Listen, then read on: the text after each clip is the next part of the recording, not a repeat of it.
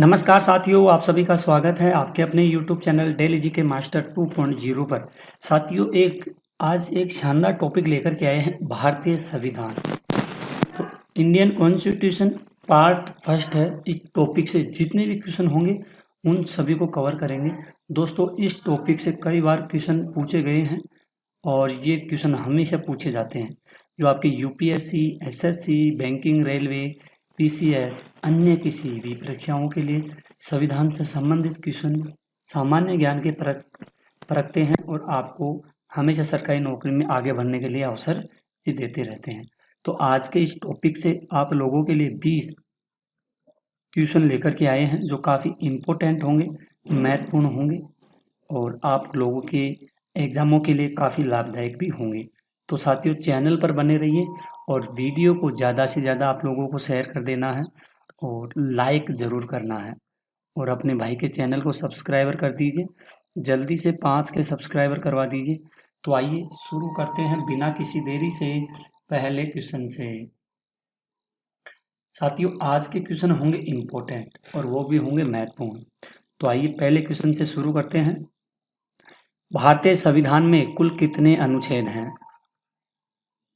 तो साथियों, भारतीय संविधान में अनुच्छेद हैं, टोटल अनुच्छेद होंगे 448। इसमें क्या है?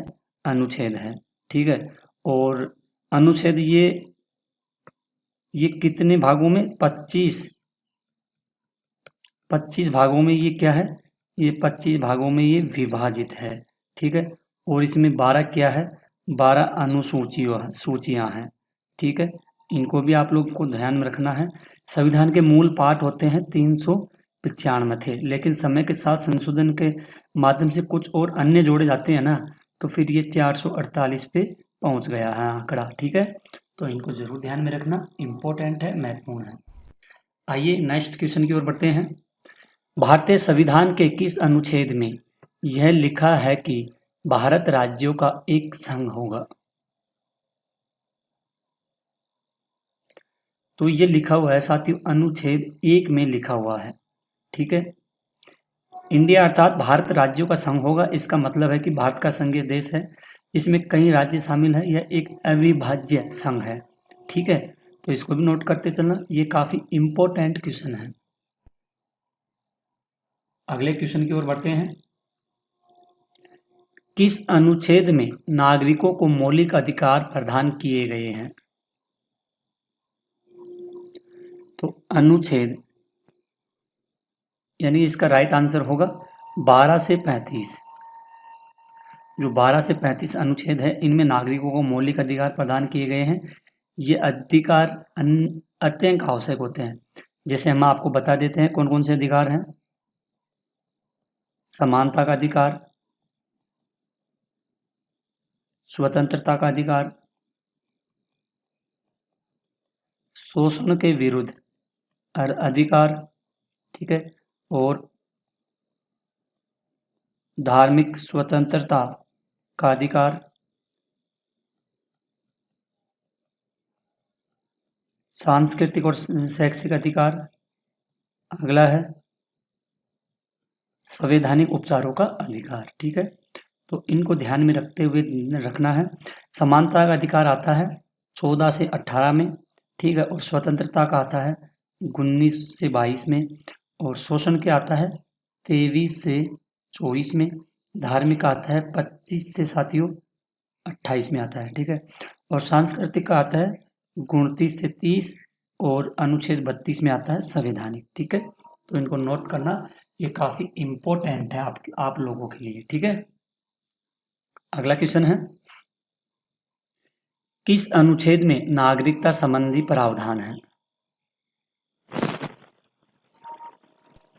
तो यह होता है अनुच्छेद 5 से 11 तक का नागरिकता संबंधी प्रावधान दिए गए हैं। यानी 26 जनवरी 1950 के नागरिक कौन होंगे, इसे परिभाषित करते हैं। इसके अतिरिक्त अनुच्छेद 11 संसद को नागरिकता से संबंधित कानून को बनाने का अधिकार देता है। ये अगला क्वेश्चन है, नौकरियों तथा शैक्षणिक संस्थाओं में समाज के कमजोर वर्गों के लिए आरक्षण उपलब्ध कराने के लिए केंद्र सरकार को कौन सा अनुच्छेद अधिकार प्रदान करता है? तो ये करता है अनुच्छेद 16। कौन सा करता है? अनुच्छेद 16 के तहत कमजोर वर्गों के लिए आरक्षण प्रदान करने का अधिकार है। 103वें संविधान संशोधन का अधिनियम 2019 से जोड़े गए थे। ठीक है, ध्यान में रखना। नेक्स्ट क्वेश्चन है, संविधान के किस अनुच्छेद में राज्य में नीति निर्देशक तत्वों का उल्लेख है? ये उल्लेख है अनुच्छेद 36 से 51 में दिया गया है। ये नीति निर्देशों का उल्लेख दिया गया है। ठीक है, और ये तत्व सरकार के लिए दिशा निर्देश हैं जिन्हें कानून बनाते हैं और नीतियां लागू करते समय ध्यान में रखना होता है।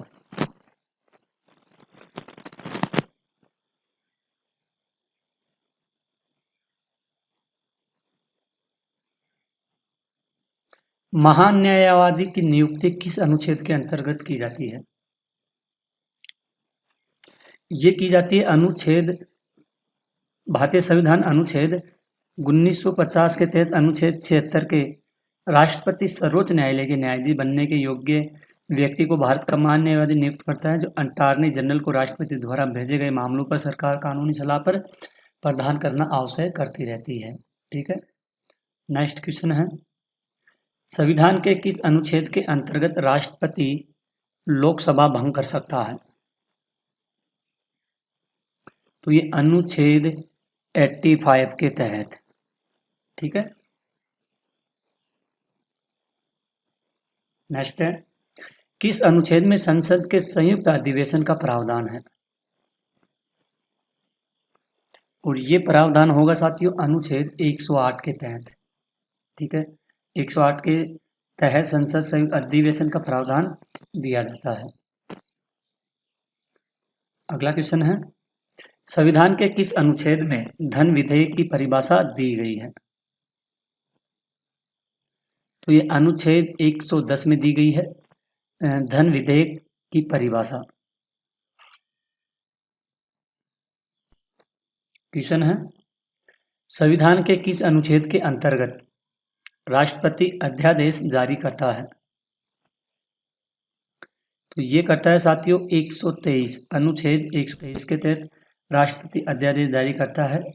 संसद के अवकाश के दौरान अध्यादेश जारी करने की शक्ति प्रदान करता है। जब संसद के दोनों सदन सत्र में नहीं चल रहे होते हैं, अध्यादेश संसद द्वारा पारित अधिनियम के समान ही कानून बल रखता है। ठीक है, नेक्स्ट क्वेश्चन है, संविधान के किस अनुच्छेद में सर्वोच्च न्यायालय के न्यायाधीश पर महाभियोग चलाया जा सकता है? तो ये अनुच्छेद 124 के तहत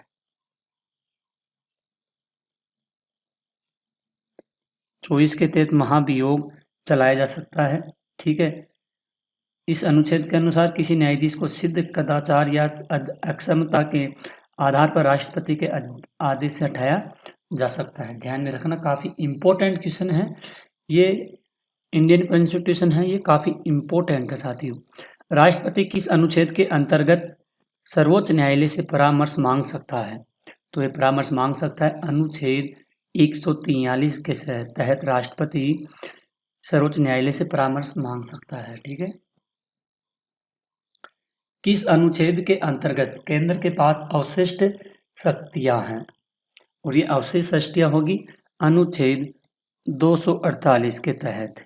ठीक है, अगला है, किस अनुच्छेद में अंतर्राष्ट्रीय समझौते लागू करने के लिए शक्ति प्रदान की गई है? ये शक्तियां प्रदान की गई हैं अनुच्छेद 253 के तहत की गई है। किस अनुच्छेद के तहत राष्ट्रपति वित्त आयोग का गठन करता है? ये गठन करता है साथियों अनुच्छेद 280 के तहत किया गया है। संपत्ति का अधिकार किस अनुच्छेद में है? तो ये होगा अनुच्छेद 301 में होगा संपत्ति का अधिकार। ठीक है, संविधान के किस अनुच्छेद में संघ और राज्यों के लिए लोक सेवा आयोग का प्रावधान है? तो इसमें अनुच्छेद 315 के तहत लोक सेवा आयोग का प्रावधान दिया गया है।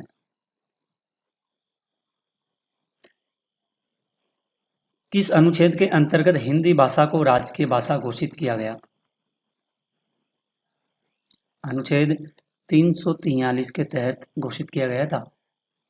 ठीक है, अगला लास्ट क्वेश्चन है, संविधान के किस अनुच्छेद के तहत अनुसूचित जातियों के लिए एक राष्ट्रीय आयोग का गठन प्रावधान है?